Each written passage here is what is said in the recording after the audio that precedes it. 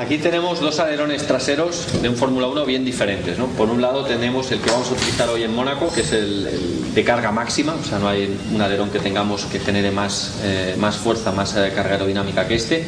Y luego tenemos el de Monza, que realmente tiene muy poco ángulo y es un alerón que está diseñado para conseguir el máximo de velocidad punta.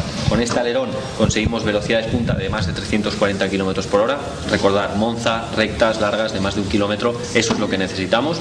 Y luego en Mónaco, circuito muy lento, ratonero, de poca adherencia, necesitamos mucha adherencia en curva, mucha carga aerodinámica para que nos pegue el coche en las curvas y independientemente realmente de la velocidad que se consiga. Con este no vamos a hacer más de 310 km por hora totalmente en recta, pero eso no es lo importante en Mónaco. En Mónaco lo que nos importa es que el ángulo de este alerón sea máximo para que nos empuje contra el asfalto con máxima fuerza posible. Otra diferencia principal y bastante aparente es el reborde de ataque, ¿no?, que se utiliza aquí en el alerón de Mónaco. Tenemos el reborde máximo, de máxima anchura, que genera también más carga, aunque toda carga aerodinámica que se genera pagas una penalización, que es más resistente. O sea, el alerón es como un paracaídas en el fondo, que también hace que el coche sea más lento en recta, y por eso pues obviamente este alerón hace que el coche sea mucho más lento, unos 30-35 km por hora más lento que este, ¿no? ¿Por qué? Pues porque este da más carga aerodinámica, pero también genera más drag, o lo que es lo mismo, resistencia. Ya puedes fijar que el ángulo de ataque es mucho menor en este. Es un alerón de un solo plano, este tiene dos. Veis que aquí hay una ranura, el slot gap, ¿no?, que es donde el aire pues también pasa por aquí y genera más carga. Uno de los motivos por los que un alerón trasero hoy en día en un Fórmula 1 es tan ligero es sobre todo por estas dos piezas de aquí, ¿no?, que se llaman, estos son los pilones. Antiguamente no existían, pero hoy en día, para conseguir que el alerón sea lo más ligero posible, se han creado estos pilones, que son los que realmente transmiten la fuerza al chasis. Fijaros lo ligero que es un alerón, ¿no? Pensar que este alerón no pesa más de 5 kilos y genera a 200 km por hora pues más de 300 kilos de carga aerodinámica. Realmente es una pieza vital, y lo más importante sobre todo es que todo el aire que le llegue en esta dimensión sea lo más limpio posible para que te impulse contra el suelo con máxima fuerza posible.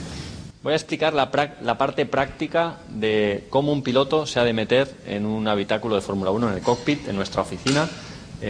Lo más importante, lo primero de todo, hay que sacar el volante, o si no, no hay manera de meterse.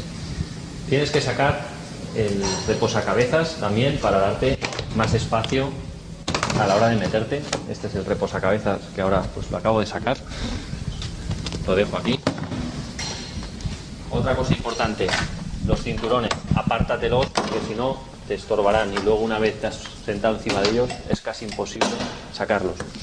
Tenemos ya el asiento libre. Ponemos siempre el pie derecho, esto es una superstición, podéis poner el derecho o el izquierdo, los dos, pero yo pongo el derecho.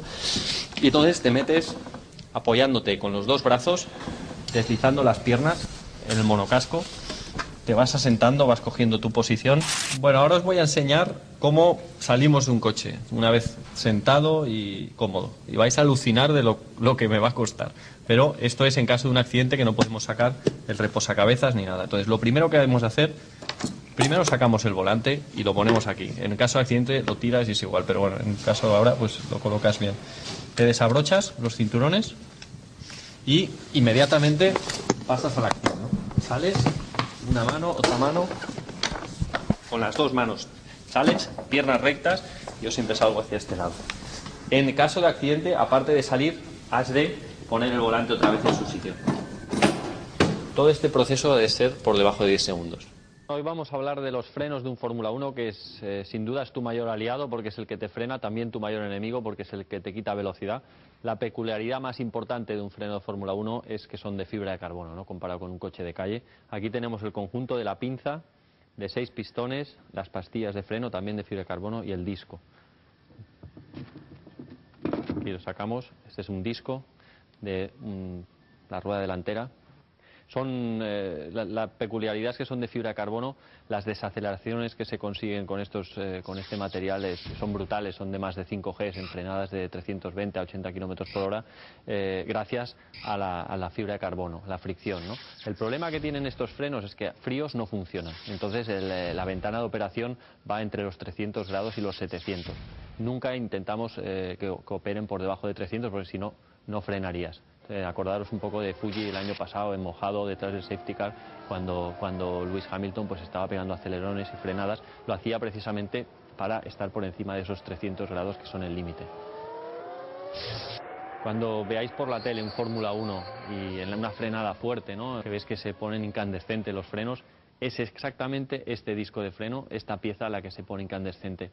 Y se pone incandescente porque va a una temperatura bestial, ¿no?, de unos 700 grados. Son picos, hay que decir que un freno no va a 700 grados siempre, va a menos, pero bueno, son temperaturas muy muy elevadas y mucho mayores que un disco de acero, por ejemplo. Bueno, esta es la pinza de frenos de 6 pistones. Aquí vemos, obviamente cada pinza, hay una pinza por disco y por rueda. Entonces aquí tenemos las pastillas de los frenos de un Fórmula 1, que son de fibra de carbono. Aquí podemos ver la parte interior, la parte exterior, donde apoyan los 3 pistones por lado. Y obviamente esto iría aplicada sobre el freno de disco, de carbono también, y entonces en el momento de frenar entran en contacto. Al entrar en contacto aumentan temperatura y a partir de 300 grados se puede decir que un disco de carbono, una pastilla de carbono, pues funcionan muy bien, ¿no?, y llegan hasta unos 700. Esa sería la ventana normal de operación.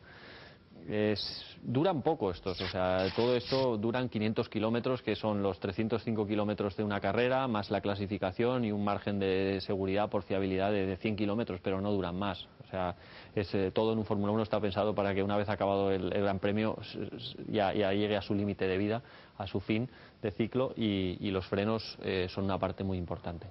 Decir que el disco obviamente va anclado sobre el buje y aquí iría el eje del coche, ¿no? O sea, así transportado al Fórmula 1, el disco iría aquí dentro con su pinza y obviamente esto va metido hasta que va anclado en el eje del Fórmula 1, y obviamente un disco por cada lado, bueno, por cada rueda, 4 en total. Cuando hablamos de un juego de discos hablamos de 4 discos por coche con 8 pastillas.